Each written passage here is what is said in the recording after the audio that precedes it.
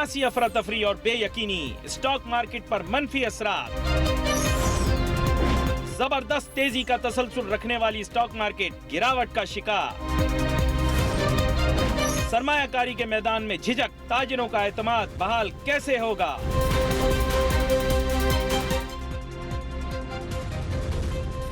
रुपया पैसा में आपको खुशामदीद कहते हैं। मैं हूं अली नासिर।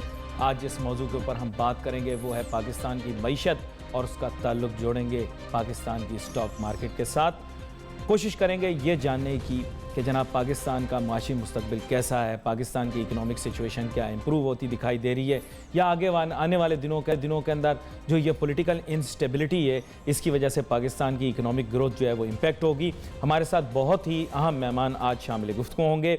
जनाब आरिफ हबीब साहब जो कि चेयरमैन हैं आरिफ हबीब को कम करता हूँ सर आपको शो। बहुत शुक्रिया। आरिफ हबीब साहब, बुनियादी तौर पर मेरे जहन में उभरते बहुत सारे सवालात हैं और सबसे पहली चीज़ ये है कि पाकिस्तान की अगर मईशत की जानिब देखें तो बहुत सारे चैलेंजेस ऐसे लगता है कि एकदम जो हैं वो पाकिस्तान के सामने आ गए।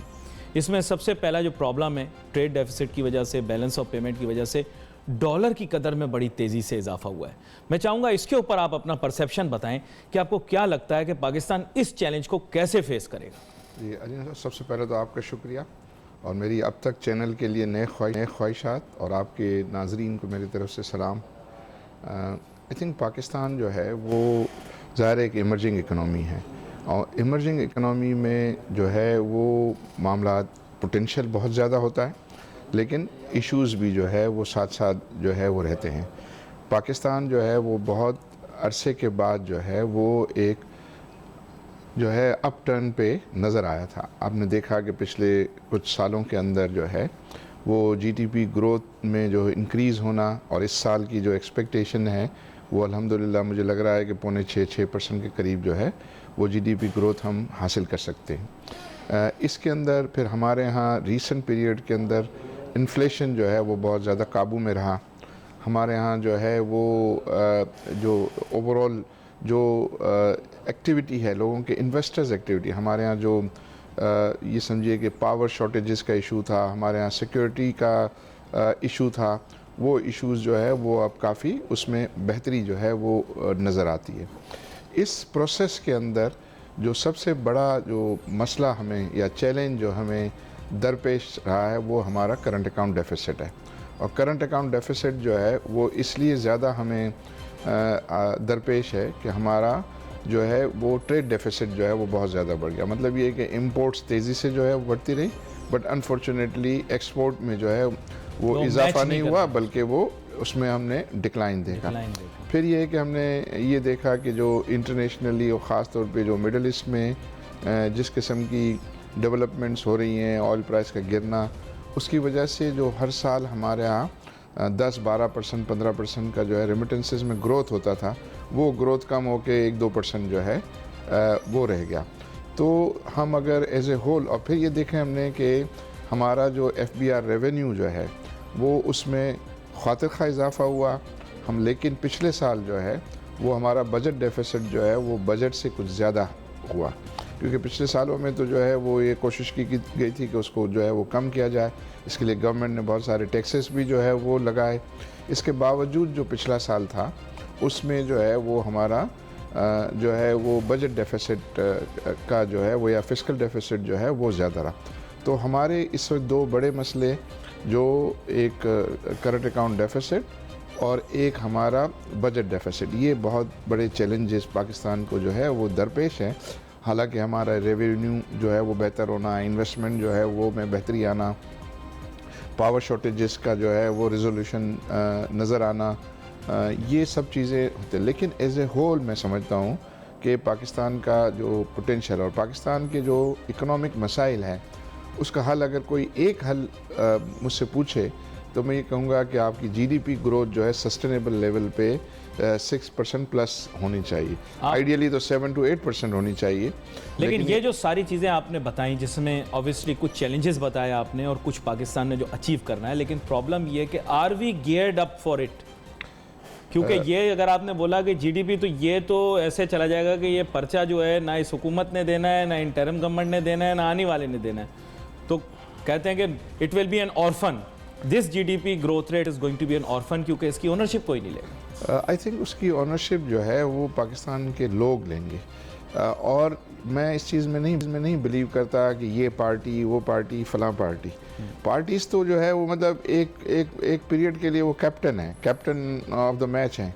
तो उसका मतलब ये कि टीम तो जो है वो कैप्टन तो बदलते रहते हैं। तो उसका मतलब ये कि टीम तो अच्छी बुरी इससे तो नहीं होगी कि कैप्टन आ जाए और दूसरा कैप्टन नहीं है। कैप्टन की तरफ इशारा बार-बार कर रहे हैं। तो नहीं, मैं इस वजह से कह रहा हूँ कि नॉर्मली मैं देखता हूँ कि हम हर चीज़ को जो है वो और लिंक करना यूँ भी मैं मुनासिब नहीं समझता कि आज के कोई अच्छे काम या पुराने अच्छे काम किए हुए उसको बोई हुई चीज़ें जो है वो काटता कोई और है।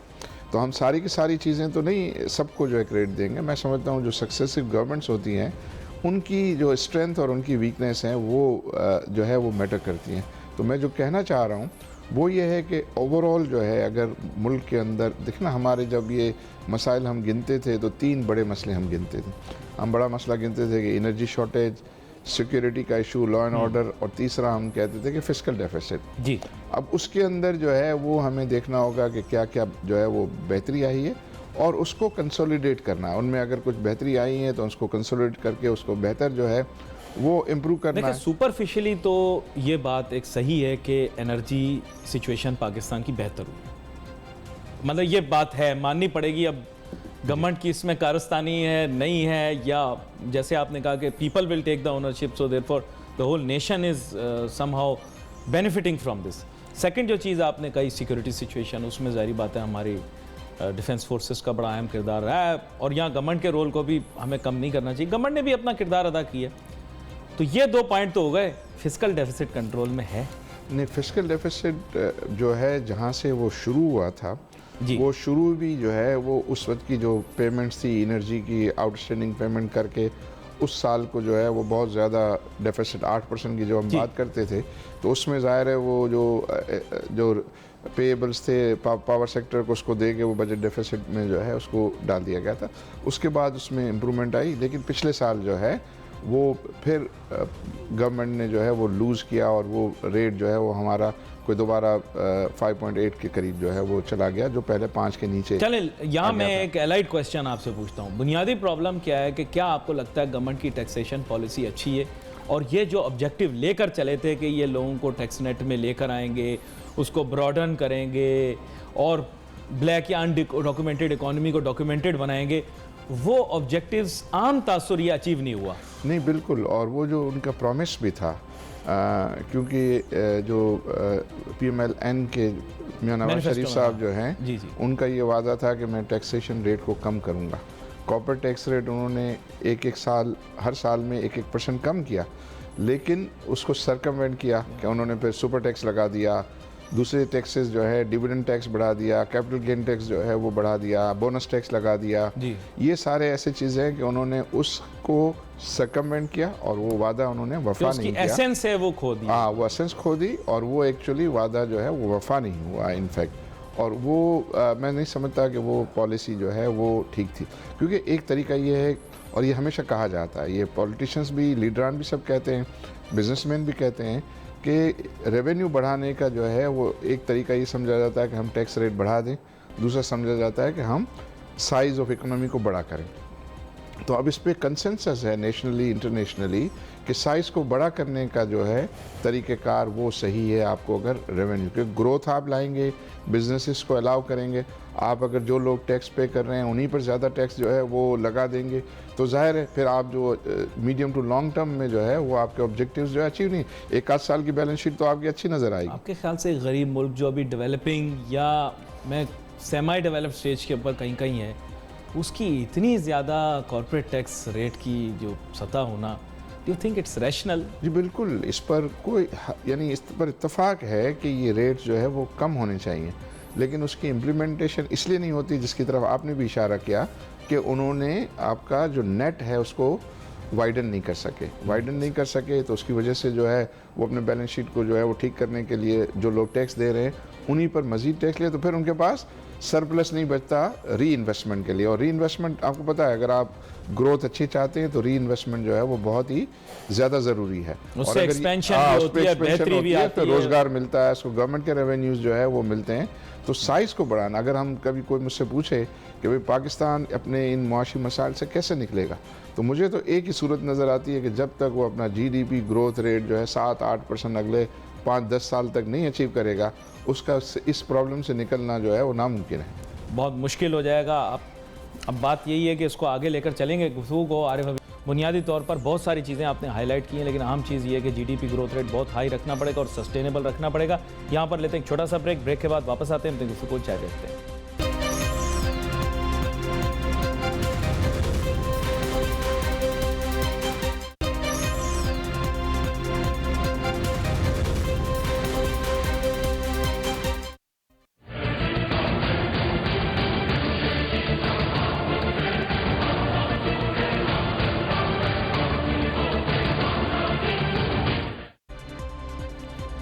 नाजरीन, welcome back after the break. गुफ्तगू हमारी जारी है। बात कर रहे हैं हम आरिफ हबीब साहब के साथ, जो किसी तारुफ के मोहताज नहीं है, और बात हो रही थी ब्रेक पे जाने से पहले पाकिस्तान की मईशत के बारे में। और मैंने भी बड़े तहम्मुल से और इन्होंने भी बड़े तहम्मुल से जो है मैंने सुनी बात, इन्होंने बताई और मईशत को मुख्तलिफ एंगल से इन्होंने देखा। जो चैलेंजेस और प्रॉब्लम्स पाकिस्तान की इकॉनमी को फेस्ड है उनको हाईलाइट भी किया, साथ साथ उसके सोल्यूशन भी बताए और अपनी कुछ एक्सपेक्टेशंस भी बताई। और फिर ये भी बताया कि अगर पाकिस्तान ने वाकई में उस सफ़ में खड़े होना है जो तरक्की याफ्ता ममालिक हैं, तो उसको GDP ग्रोथ बहुत ऊंची चाहिए होगी और चाहिए भी सस्टेनेबल होगी। खैर, इस बारे में हम बात कर रहे हैं, तो साथ साथ मैं ये भी बात कर दूं कि वो जो हमारे यहाँ गेम चेंजर की बात हो रही CPEC की, उसके बारे में बड़े से सवालात उठना शुरू हो गए हैं। और एक आर्गूमेंट है, एक नैरेटिव है, एक काउंटर नैरेटिव है, बहुत सारी कन्फ्यूजन है, लेकिन ज़्यादातर मैं कहूँगा अक्सरियत ये बिलीव करती है कि CPEC जो है पाकिस्तान की मईशत के लिए बहुत मुफीद है। लेकिन इसके फ़वाइद हमें कब मिलेंगे, मैं आरिफ हबीब साहब से पूछता हूँ। आरिफ हबीब साहब, बुनियादी तौर पर ये CPEC के फ़वाइद हमें कब मिलना शुरू होंगे, इसका ट्रिकल डाउन इफ़ेक्ट कब आएगा? क्योंकि मईशत के ऊपर कहीं दिखाई नहीं दे रहा, सुनाई दे रहा है और दिखाई दे रहा है मीडिया के ऊपर, लेकिन इन रियलिटी दिखाई नहीं दे रहा। क्यों? देखिए, मैं इसको इस तरह देखता हूँ कि पाकिस्तान को अपने जो इंफ्रास्ट्रक्चर की कमी है उसको पूरा करने के लिए मेरी नज़र में 100 से 125 बिलियन डॉलर्स की ज़रूरत है। मतलब अगर आप मुल्क के अंदर जो है हाईवेज़, मोटरवेज़, एयरपोर्ट, सी पोर्ट, रेलवेज़, ये सब चीज़ें करने के लिए हमें ज़रूरत है कि हम तकरीबन हमारी इकनॉमी में, और ये जो पावर शॉर्टेजेस हैं, हमारा गैस की शॉर्टेजेस हैं, उन सब को जो है एड्रेस करने के लिए 100 से 125 बिलियन डॉलर्स जो है वो उसकी ज़रूरत है। आप ये बताइए, क्या पाकिस्तान के पास इतने रिज़र्व्स हैं कि वो 100 से 125 बिलियन डॉलर अगर पाकिस्तानी रुपया भी कोई लगाना चाहे तो उसके अगेंस्ट वो LC खोल के उसको इतना फ़ॉरेन एक्सचेंज दे सकते हैं? तो हमें पाकिस्तान को फ़ॉरेन करेंसी लोन्स की ज़रूरत है, फ़ॉरेन करेंसी इन्वेस्टमेंट की ज़रूरत है। इसके लिए यानी ये हमारी ज़रूरत है, हमारी ज़रूरत ये है, उनकी भी ज़रूरत है, वो भी मैं आपको बताता हूँ उनकी क्या ज़रूरत है और उनके बेनिफिट हैं। तो ये जब हम ये कहते हैं विन विन है, तो ये विन विन क्यों है, ये मैं आपको बताने की कोशिश कर रहा हूँ कि पाकिस्तान को तो जो है वो इन सब चीज़ों की जो है वो ज़रूरत है। अगर पाकिस्तान ये इंफ्रास्ट्रक्चर में इन्वेस्टमेंट जो है वो कर लेता है तो उसका GDP ग्रोथ रेट जो है वो बढ़ना या बढ़ाना जो है वो मुमकिन हो सकेगा। अब इसके लिए चूँकि पाकिस्तान को इन्वेस्टमेंट भी चाहिए और पाकिस्तान को उसके लिए प्रोजेक्ट फाइनेंसिंग भी जो है वो चाहिए। तो और चाइना के लिए ये था कि चाइना की इतनी बड़ी इकनॉमी है, उसको मार्केट चाहिए। अच्छा, इस पर्पस के लिए मुख्तलिफ़ कंट्रीज़ की जो एग्जिम बैंक्स हैं उनकी आपको पता है कि उनकी जो है वो फैसिलिटीज़ मौजूद हैं, ट्रेड फैसिलिटेशन, एक सारी फैसिलिटेशन है। तमाम लोग जो एग्जिम बैंक्स का क्या रोल है कि आप अगर उनसे फाइनेंसिंग लें तो आप उन कंट्रीज़ की जो है वो गुड्स एंड सर्विसेज बाय करेंगे, उनकी मशीनरी आप बाय करेंगे, या वहाँ से इन्वेस्टर होना जो है वो ज़रूरी है। बट उनके लिमिट्स जो है उसमें US की भी OPEC जो है वो ये फैसिलिटी दे रही है, DEG भी जो है वो जर्मन बैंक भी दे रही है, जापानीज़ बैंक ने भी ऑफर, लेकिन ये अमाउंट है उनकी एलोकेशन छोटी एलोकेशन। ये जो चाइना ने एक एलोकेशन पाकिस्तान के लिए जो है वो बड़ी एलोकेशन की है, जो 56 बिलियन से 60 बिलियन डॉलर्स की, उसमें से जो 20 बिलियन डॉलर्स है वो गवर्नमेंट टू गवर्नमेंट है। वो गवर्नमेंट टू गवर्नमेंट लोन जो है वो 20 साल का है, 2.3% के इंटरेस्ट रेट पे है, और वो आपका रेलवे, सी पोर्ट, आपके हाईवेज़, मोटरवेज़, ये गवर्नमेंट जो है कि गवर्नमेंट खुद जो है वो बोरो करके वहाँ इन्वेस्ट करके लाए। फिर दूसरी जो फैसिलिटी है वो अबाउट 35-36 बिलियन डॉलर्स की है, वो पावर प्रोजेक्ट्स के लिए है।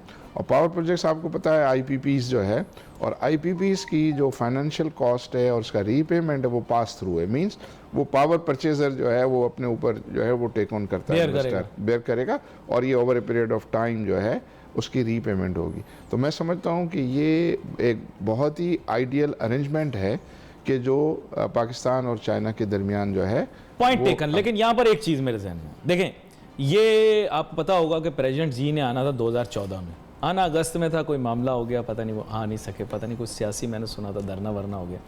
2015 के अंदर वो आए, 2015 तब sir, now we are almost standing 3 years ahead of that. आपने लॉन्ग टर्म प्रोजेक्ट लगाए भी हैं अपने हाथ से, मतलब और लोग तो सिर्फ बातें करते हैं ना, आपने अपने हाथ से लगाए। 3 साल के अंदर कुछ प्रोग्रेस तो दिखाई देनी चाहिए जी। आप मुतमैन हैं? जी, मैं आपको बताऊं, मैं खुद जो है मतलब हमारा पावर प्रोजेक्ट जो 100% आईसीबीसी चाइना फाइनेंस्ड है, और वो जो है वो प्रोडक्शन में भी आ गया। और आपको खुशी होगी सुन के कि पहली रीपेमेंट की किस्त जो है इंस्टॉलमेंट वो पे भी कर दी है। तो मतलब जो हम 10 साल में 20 इंस्टॉलमेंट में जो हमें रीपेमेंट करनी है, वो रीपेमेंट की पहली जो है वो इंस्टॉलमेंट हमारी पे ऑफ भी कर दिया। अच्छा, उसमें ब्यूटी ये है, आपको मैं बताऊं कि जो आपके बहुत सारे सवालों का इसमें जवाब मौजूद है कि ये जो विंड पावर प्रोजेक्ट्स हमने लगाया है, तो उसमें अगर ये फर्नेस ऑयल पे या डीजल पे जो है होता, तो मुझे साल का जो है इतनी 50 मेगावाट के लिए तकरीबन जो है वो $15 मिलियन की जो है वो रॉ मटेरियल इंपोर्ट करना पड़ता। इसमें चूंकि ये विंड पावर है, रॉ मटेरियल की जो है वो ज़रूरत नहीं है, यानी फर्नेस ऑयल की फर्नेस ऑयल वगैरह की ज़रूरत नहीं है, रॉ मटेरियल इंपोर्ट करने की ज़रूरत नहीं। उसमें हमें वो रॉ मटेरियल करना पड़ता, और हमें डेट सर्विसिंग अगर वो फॉरेन करेंसी में होती तो करनी पड़ती। इसमें हम सिर्फ ये है कि 10-11 मिलियन डॉलर्स की जो है वो डेट सर्विसिंग हम करेंगे, 10 साल में वो हमें फ्री हो जाएगा, यानी पावर परचेज़र को जो है वो फ्री हो जाएगा इन अ वे। तो फिर बाकी के जो 15-20 साल हैं वो ये डेट फ्री के तौर पर जो है वो प्रोवाइड करेगा। तो मैं जो ये कहना चाह रहा हूँ, एक बात की जो मैं कह रहा था 100-125 बिलियन, ये 100-125 बिलियन को इस्तेमाल करने के लिए हमें 5 से 10 साल चाहिए। तो इसमें से अभी तक जो चाइनीज़ एम्बेसडर जो है फिगर दे रहा था, वो कह रहा था कि आपके 24-25 बिलियन डॉलर्स के फाइनेंशियल क्लोज हो गए हैं। फाइनेंशियल क्लोज हो जाने का मतलब साइन वाइन हो गई है, और अब वो प्रोजेक्ट जो है वो कंस्ट्रक्शन के फेज़ में जो है वो चल रहा है। और इसी वजह से आप ये देखें कि कंस्ट्रक्शन मटेरियल पाकिस्तान में उनकी डिमांड बढ़ गई है। सीमेंट आप देखें कि उसमें ग्रोथ है, डिमांड है, स्टील में जो है सीमेंट ग्रोथ है, और उनमें एक्सपेंशन भी जो है हो रही है, केबल्स में है। कुछ मैं आपसे क्वेश्चंस पूछता हूँ क्योंकि आप बड़े आसान तरीके से समझाते हैं। कुछ लोगों के जहन में कंटेंशंस हैं। देखिए, एक तो व्यू वो है ना जो ट्रेडिशनल, और हमारे यहाँ एक ट्रेडिशनल व्यू होता है, वो तो ये कहता है कि किस्मत बदल जाएगी, तकदीर बदल जाएगी, वगैरह वगैरह। वो एक ट्रेडिशनल व्यू है, obviously you stand by that. But main issue ये कंटेंशन ये है कि ये सब हमें उधार मिल रहा है। दूसरा कंटेंशन ये है कि कहीं ऐसे तो नहीं होगा कि वो अपनी हेजमनी कायम कर लेंगे। हम 1857 से पहले भी भुगतते रहे, उसके बाद भी भुगतते रहे, कहीं ऐसे तो नहीं कि हमें दोबारा से किसी और नेशन की हेजमनी भुगतनी पड़ जाए। फिर तीसरी कंटेंशन ये भी है कि पाकिस्तान की अपनी बिजनेसेस सफ़र करेंगी टू द लीस्ट, जिसमें आप भी शामिल हो सकते हैं। फॉर एग्जांपल आपकी बिजनेस भी शामिल हो सकती है। स्टॉक एक्सचेंज में भी तो आके बैठ ही गए ना ये लोग। ये बहुत अहम जो है सवाल आते हैं, इसके मैं जवाब देता हूँ। उससे पहले मैं अपनी बात को इस तरह मुकम्मल करना चाहूँगा कि ये तो मैंने पाकिस्तान के फ़वाइद बताया कि पाकिस्तान साइड को क्या फ़वाइद हैं, चाइना को भी बहुत सारे फ़वाइद हैं। जब हम ये कहते हैं ना कि विन विन है, ये CPEC है, win win for both Pakistan and China. अब जब ये चाइना ने $60 बिलियन की जो फैसिलिटी दी है, तो उसके अगेंस्ट पाकिस्तानी कॉरपोरेट्स को, पाकिस्तानी एंटिटीज़ को उनसे मशीनरी इंपोर्ट करनी पड़ेगी, जितनी भी अगर जो फॉरेन करेंसी में होगी, उनसे उनके कंस्ट्रक्शन कॉन्ट्रैक्ट जो है वो उनको देने पड़ेंगे।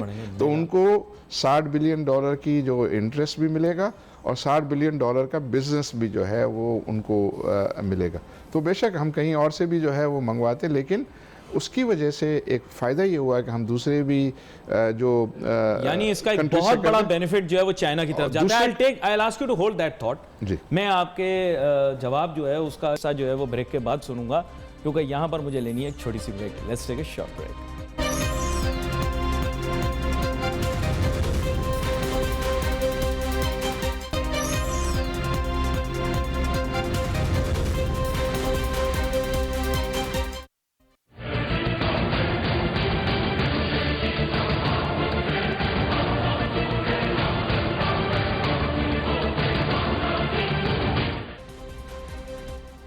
नाज़रीन welcome back after the break. गुफ्तगू हमारी जारी है, बात कर रहे हैं आरिफ हबीब साहब के साथ और बात हो रही थी सीपैक मंसूबे के ऊपर।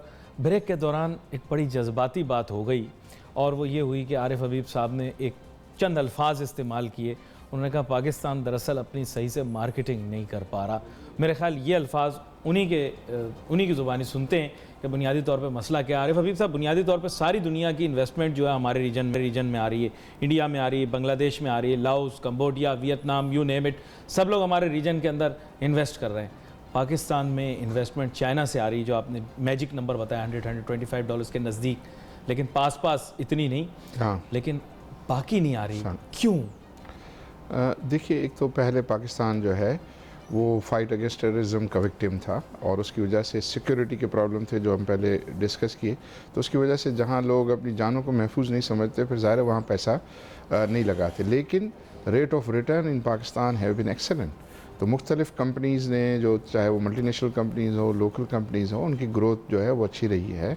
उसको हमें प्रोजेक्ट करने की ज़रूरत है। अब रिसेंटली देखें, हम इतने पुअर हैं कि हम जो इंटरनेशनल मार्केट में जब हम गए तो इंटरनेशनल मार्केट हमको पैसा लैंड करने के लिए तैयार है। अभी $2.5 बिलियन जो है वो रेज़ किए गए और बड़े रिजनेबल रेट पर जो है वो रेज़ किए गए।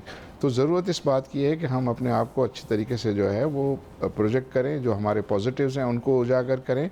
और ये डिस्कशन में एक सेगमेंट हो, पॉलिटिकल सेगमेंट हो, वो पॉलिटिकल पार्टीज़ आपस में बेशक जो कुछ एक दूसरे को जो रेसलिंग उन्होंने करनी है, लड़ाई झगड़ा करना है, वो करें अपना। लेकिन इंडिपेंडेंट लोग जो हैं वो पॉलिटिक्स से हट के जो है वो इकोनॉमी के मेरिट डिमेरिट, इन्वेस्टमेंट के मेरिट डिमेरिट के ऊपर जो है वो बात करें। पता नहीं आप अग्री करें ना करें, लेकिन एक राय ये डेवलप हुई है कि हेल्म ऑफ अफेयर्स में जो लोग हैं ना वो कैपेबल नहीं है। शायद लोगों की राय ये डेवलप, उनको उठा के फेंक देना। मतलब ये है कि इलेक्शन होते किस लिए हैं? इलेक्शन होते ही इसीलिए हैं कि अगर कोई काम सही नहीं कर रहा है तो उनको उठा के फेंक दे और उन लोगों को लाया जाए। देखें, हम तो ये समझते थे कि पाकिस्तान में 3 सूबों में 3 पॉलिटिकल पार्टीज़ अगर अलग अलग हैं तो अभी कंपटीशन होगा इनमें आपस में परफॉर्मेंस का, कि जो अच्छा परफॉर्म करेगा कि तो सूबे में कौन सा सूबा, आपने कह दिया जो अच्छा परफॉर्म करेगा, जो अच्छा परफॉर्म और वो होगा। मुझे यकीन है आवाम पे कि वो देखते हैं। वो अगले इलेक्शन में आप ये देखेंगे परफॉर्मेंस की बेसिस पर।